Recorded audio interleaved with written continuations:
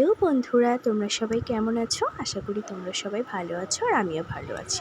দেখো, আমি ডাল বেটে নিয়েছি আর তার মধ্যে কিছুটা পরিমাণ বেসন দিয়ে এইরকম একটা শেপ দিয়ে নিয়েছি, যাতে দেখতে খুব ভালো লাগে। ভালো করে তেলে আমি ভেজে নিয়েছি। এটা কিন্তু শুধু শুধু খেতেও খুব ভালো লাগে।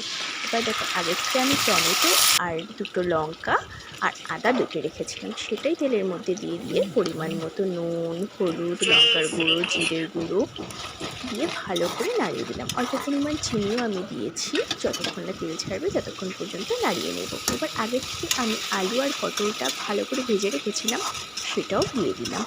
দিয়ে ভালো করে আমি কষিয়ে নেব। দেখো, তেল ছেড়ে গেছে। এখন আমি পরিমাণ মতো জল দিয়ে দিয়েছি আর ফুটেও গেছে। এবার আগে থেকে ভেজে রাখা বড়াটাও আমি দিয়ে দিলাম। এবারে গরম মশলাও দিয়ে দিলাম। এটা তো হয়ে গেছে, এখন আমি নামিয়ে দিলাম। দেখো তো কেমন হয়েছে। টাটা।